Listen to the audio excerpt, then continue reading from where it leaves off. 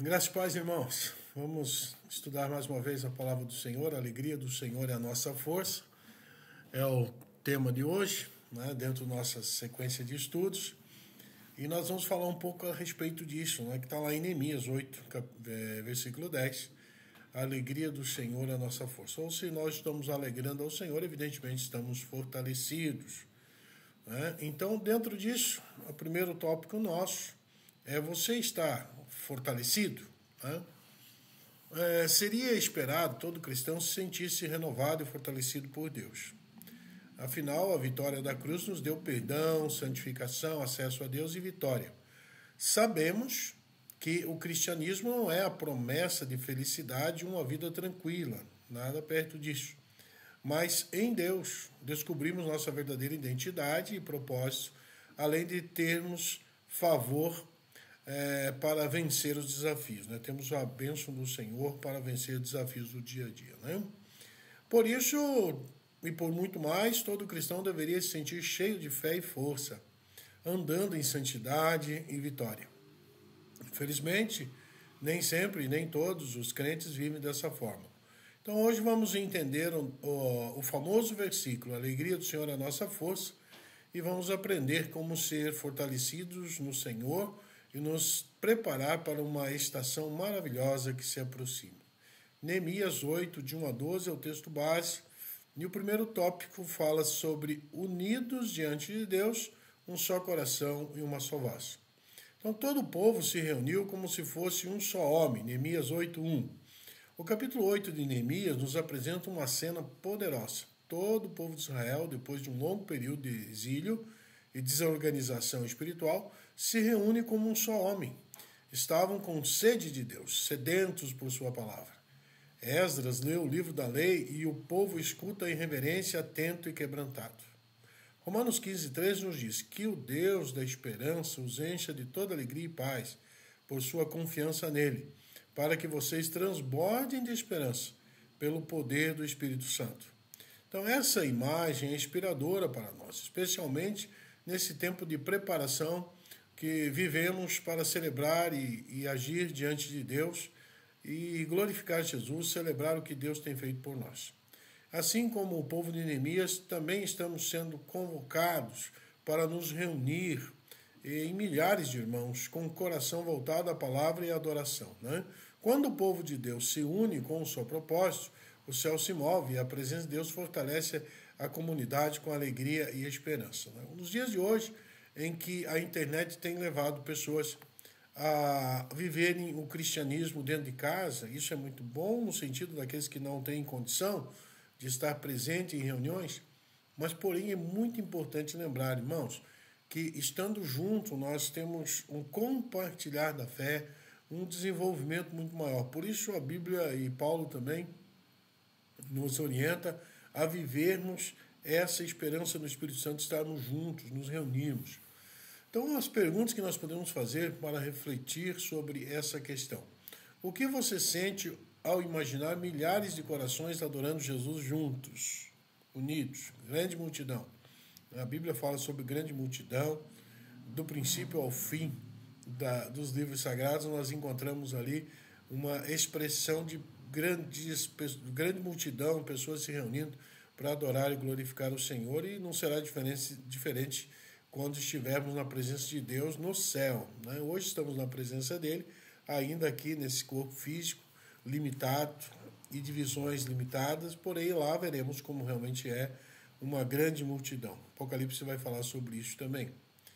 Então, o que você sente, né, quando você imagina uma grande multidão de pessoas? Como a unidade espiritual pode preparar o ambiente para a manifestação da alegria de Deus? Né? Repetindo, como a unidade, estarmos juntos espiritualmente, pode preparar o ambiente para a manifestação da alegria de Deus. Né?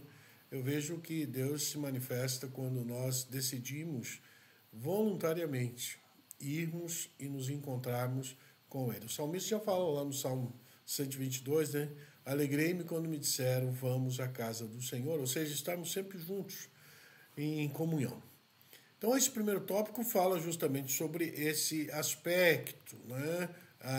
unidos diante de Deus, um só coração e uma só voz. Né? Como é bonito cantar juntos, orarmos e ouvirmos a palavra do Senhor juntos.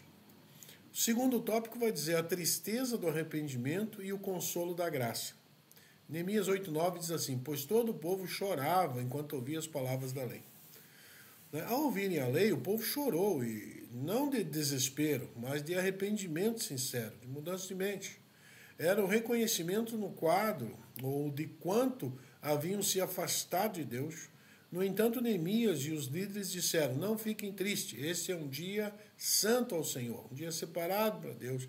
Aqui percebemos que, embora a dor do arrependimento seja verdadeira, Deus não nos deixa parados na culpa, mas nos conduz à restauração. Então, reconhecer a culpa é importante, mas deixar com que a culpa nos domine é problema. Nós precisamos deixar a prática irregular e voltar aos princípios do Senhor. Então, o Salmo 16:1 diz assim: na tua presença há plenitude de alegria, à tua direita há delícias perpetuamente. Né? Então, o salmista já sabia que estar na presença de Deus traz alegria. E também no Sofonias, capítulo 3, versículo 17, o profeta diz: o Senhor, o seu Deus, está em seu meio, com alegria se regozijará em você, com júbilo exultará sobre você. Então a palavra de Deus nos ensina que a tristeza pelo pecado é o início de um caminho de volta. É aquela placa de, olha, não siga em frente, é contramão. E que a restauração de Deus nos conduz à alegria. Então o choro do arrependimento não é o fim, é a porta de entrada para a alegria do perdão.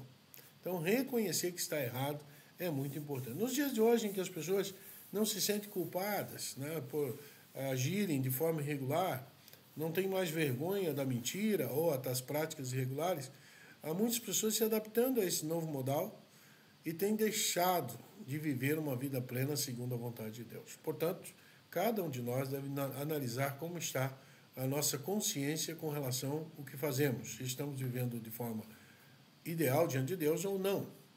Para refletirmos sobre esse tópico, né, a tristeza do arrependimento e o consolo da graça, nós vamos fazer a seguinte pergunta: você já sentiu essa mistura de tristeza pelo pecado e alegria pela restauração? Quando você diz: poxa, não devia ter feito, fui perdoado, mas eu preciso agora deixar isso, não praticar mais. Você já viu isso? Por que é importante não parar na dor, mas deixar-se conduzir pelo Espírito para a alegria da reconciliação, né? A alegria da reconciliação. Então, essas são perguntas para nós pensarmos, né?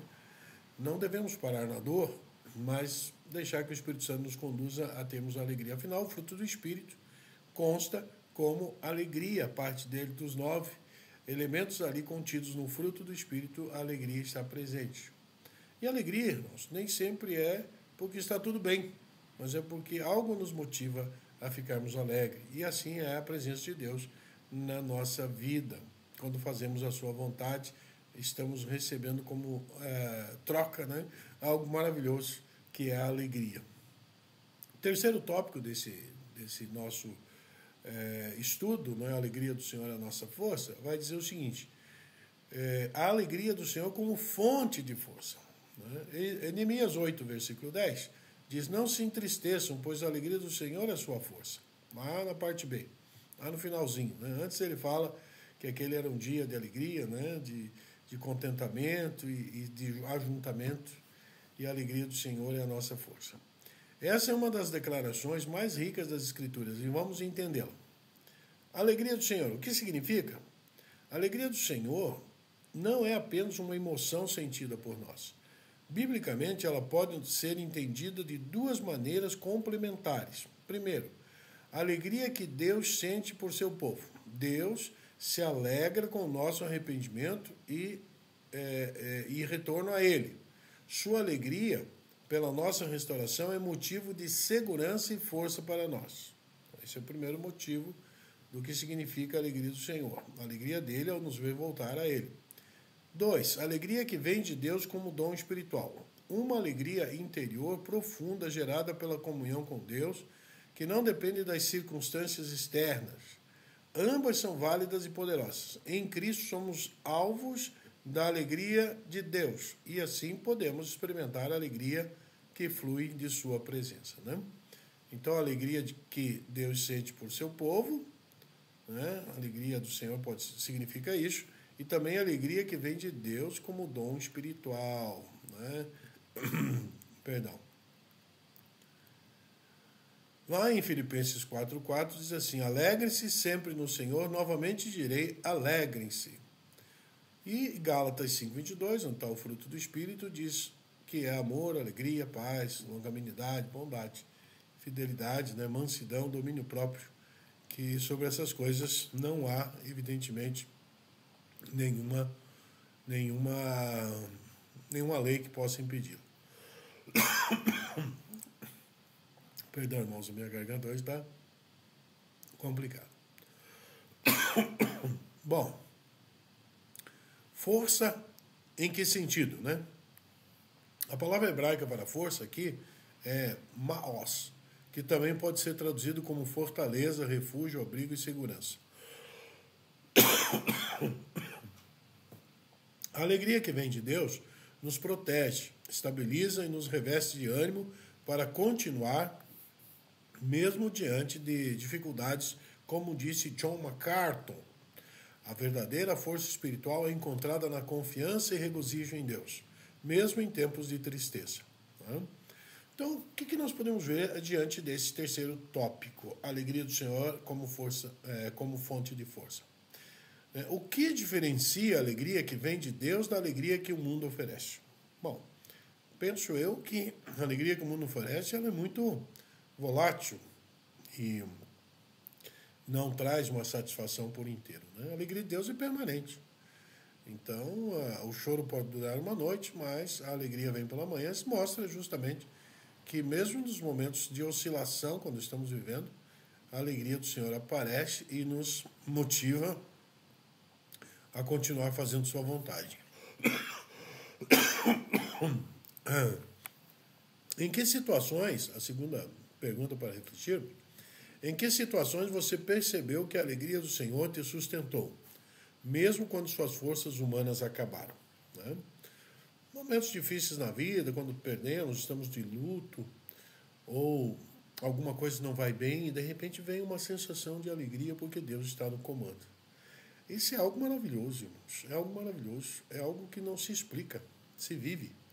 Então, viver a alegria do Senhor é algo muito... Não existe uma regrinha que nós podemos dizer, a partir disso, isso vai acontecer, mas sim, quando estamos em sintonia com a presença de Deus, as coisas acontecem dessa forma, né? Deus faz dessa forma para nos fortalecer e para que tenhamos experiência, a ponto de dizer, estava difícil a vida, mas mesmo assim eu enfrentei. Afinal de contas, o contrário da alegria, que é a tristeza, nos leva à depressão, nos leva aos sofrimentos emocionais, a muitas situações que só causam tristeza mais sobre tristeza, né? Então, a alegria, o quarto tópico vai falar sobre isso, alegria e saúde emocional, é o remédio que vem do alto, né? Então, ao invés de buscarmos autoajuda, devemos buscar ajuda do alto. A Bíblia não apenas valoriza a alegria como experiência espiritual, mas também reconhece o impacto emocional e até físico. O Provérbios 17:22 diz, o coração alegre é bom remédio, mas o espírito abatido resseca os ossos, né? Então, o escritor de Provérbios já nos dá essa luz de que a alegria, né, o coração alegre é um bom remédio, né? Estudos da psicologia contemporânea também confirmam que emoções positivas promovem saúde, resiliência e motivação, né? Então, não é só uma coisa espiritual, mas também física, da saúde física e emocional. Então, a alegria, principalmente aquela gerada por fé e gratidão, fortalece o cérebro, o corpo e o espírito. Não é à toa que o fruto do espírito, segundo Gálatas 5:22, inclui essa alegria. Essa alegria não é ausência de problemas, mas sinal da presença de Deus no nosso meio. Salmo 28:7 diz, o Senhor é minha força e meu escudo, meu coração exulta de alegria, com meu cântico lhe darei graças. E essa alegria é cultivada, ela não brota automaticamente. Ela se fortalece quando adoramos, quando lembramos das promessas, quando praticamos a gratidão e especialmente quando estamos unidos com outros em fé. Como é bom estar unido em fé, quando nós podemos contar com as pessoas em oração, em convivência e auxílio, nos momentos mais tristes, digamos, que podemos viver. Para refletirmos sobre esse quarto tópico, né, que fala sobre alegria e saúde emocional, o remédio que vem do alto. Né? Quais atitudes você pode praticar no dia a dia para fortalecer sua alegria no Senhor? Quais atitudes, né? Eu entendo que é uma aproximação com a palavra de Deus, uma oração vivida, né? Não uma oração apenas momentânea e esporádica, mas um dia de oração, um dia de contato e convivência com o Senhor, fazendo sua vontade, obedecendo seus princípios e leis. Isso traz alegria para Deus e, evidentemente, sobra para nós alegria e força também. Quais comportamentos ou pensamentos têm minado a sua alegria, né? O que tem tirado a alegria de você, né? As notícias dos jornais, né? A crise no mundo, as dificuldades. O mundo sempre esteve em crise, em guerra e em situações difíceis, irmãos. Em falta de amor pelo próximo, em corrupção. Isso sempre existiu, né? Isso é resquício do pecado. Porém, aquele que vive em Cristo, ele vive no meio dessa turbulência com a certeza do cuidado e do amparo de Deus, e isso gera alegria. O quinto tópico para analisarmos é unidade e celebração como caminho para o fortalecimento coletivo. Então, ao final da leitura e da exortação dos líderes, o povo começou a celebrar com alegria, compartilhando alimentos e lembrando-se um dos outros. A celebração não era individualista, mas comunitária e generosa. Em Neemias 8, parte A, do versículo 10. Mandem porções aos que nada têm preparado. Né? Há pessoas que não têm, né? Como ficam alegres quando recebem um alimento. Né? Você talvez já tenha vivido isso ao favorecer alguém que pediu algo ou que você entendeu necessário levar. Então a alegria do Senhor se fortalece em comunidade. Por isso, momentos como o que vivemos dentro da celebração da igreja, da presença de Jesus, nos motiva. Né? E nós nos reunimos em um grande número com o coração voltado a Deus. São oportunidades de sermos renovados. Né? Não por emoção coletiva, mas pela presença real de Deus que age quando o seu povo está unido em amor e propósito. Assim como Neemias, Deus deseja nos restaurar e renovar nossa força através da alegria que vem dele. Não é show, é culto. Não é agito, é avivamento, celebração e espiritualidade saudável. E Jesus é o centro de tudo. Então, no momento dos nossos encontros, nós precisamos prestar um culto a Deus. E culto vem da palavra cultivar, né? De você promover, de você pôr para nascer algo. O culto é algo que você está prestando a Deus, é um ato de adoração. E quando isso é feito coletivamente, traz uma alegria tremenda, porque são muitas pessoas que estão adorando e glorificando a Deus através dos cânticos, através das palavras e das orações. E Jesus, que é o centro de tudo, é o centro do culto. Não o homem, não a placa da igreja, não a quantidade de pessoas reunidas, mas sim a presença de Jesus ali que deve ser manifesta e exaltada e glorificada. Quando nós tiramos o foco de Cristo e colocamos no homem, essa alegria passa rapidamente. E é uma alegria efêmera que não produz fortalecimento na nossa fé. Então, a partir disso, nós chegamos à nossa conclusão. Aprendemos hoje que a alegria do Senhor não é apenas um sentimento agradável, mas uma força espiritual real que nos sustenta, cura e nos move em direção ao propósito de Deus. Assim como o povo de Israel foi despertado para ouvir a palavra e se unir em adoração e celebração, também somos chamados a viver essa realidade. Como célula, como igreja e como um povo de Deus, a nossa força está na presença de Deus e a sua alegria em nós é combustível para uma nova estação maravilhosa que está começando em nossa vida, né? Vamos lá, vamos na semana, né? ter um desafio de nos prepararmos para viver com intensidade e reverência os nossos momentos de célula, de culto, de celebração ao Jesus, e dessa forma vivemos a alegria que agrada ao Senhor e nos agrada também, né? Orando junto, em unidade, convidando amigos, familiares, né? Esse é com o propósito de levá-los a serem perdoados e perdoando uns aos outros também, buscando a Deus com mais profundidade, né? Vamos preparar o coração, né? Vamos com alegria, com gratidão, né? Lembrando que nós temos sido poupados de tantas dificuldades que trazem tristeza, nós temos tido alegria em saber disso, né? Hoje é um dia santo, né? Hoje é um dia que nós podemos nos reunir para estarmos adorando e glorificando o Senhor. Por isso, a alegria do Senhor é a nossa força, né? Você tem alegrado a Deus, querido? Porque às vezes nós pensamos, né? Poxa, Deus não me responde, Deus não me dá uma resposta daquilo que eu quero, o que eu desejo. Querido, Deus ouve todas as orações. E diante delas ele faz uma análise daquilo pelo seu poder e graça, daquilo que nós devemos e precisamos receber. Portanto, não fique triste quando algo está aparentemente demorando. Confie no Senhor, agradeça a Ele e faça da tua vida uma vida de alegria, né? Como é bom quando Deus está cuidando de nós, né? E Ele está sempre disposto a nos amparar e nos abençoar. Carece que nós olhemos para a nossa vida e vivamos ela de uma forma agradável ao Senhor, né? Como é bom quando alguém, nossos filhos, nos agradam com as suas práticas, na verdade. Nós ficamos tristes quando eles decepcionam com alguma atitude que não é tão boa, regular ou desejável. Nós, como filhos de Deus, também estamos nessa oscilação. Muitas vezes estamos entristecendo ao Senhor. Mas, em grande parte, aqueles que buscam fazer a sua vontade estão dando alegria ao Senhor e recebendo isso como força de resultado. Vamos orar, então, e pedir a Deus que continue falando conosco, através da sua palavra. E não esqueça de ler Neemias, né, do versículos que iniciam o capítulo, né, do versículo 1 até o versículo 15, se não me falha a memória, que é o nosso contexto. Tá? Vou deixar isso como uma tarefa para você alegrar. De 1 a 12, tá bom, querido?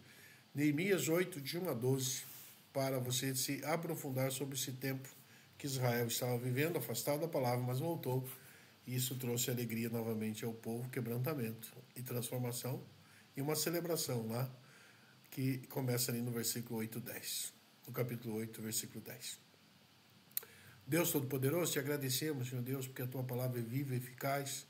E esses relatos históricos que estão na tua palavra confirmam, Senhor Deus, que o Senhor é imutável e que o Senhor quer realmente que nós sejamos um povo voltado à tua palavra, a fazer a tua vontade, estarmos juntos para glorificar e adorar o teu nome. Abençoe cada integrante, Senhor Deus, desse grupo que estuda na célula. Abençoe suas vidas, Pai, que haja alegria no coração, que o Senhor esteja tirando a tristeza profunda daqueles que estão vivendo alguma situação de dificuldade nesse momento e colocando a alegria do Espírito Santo em suas vidas, a esperança que vem, Senhor Deus, de crermos e confiarmos no Senhor. Que o Senhor nos abençoe como aquele povo lá no tempo de Neemias, que se voltou, que chorou por não estar fazendo a tua vontade e que não deixou esse choro continuar sua jornada irregular, mas sim trouxe uma posição de buscar a alegria do Senhor, que é a nossa força. Dá-nos a tua paz e muito obrigado, Senhor Deus, por tudo que tem feito, em nome de Jesus. Amém. Deus abençoe você e até a semana que vem, se Deus nos permitir. Um grande abraço.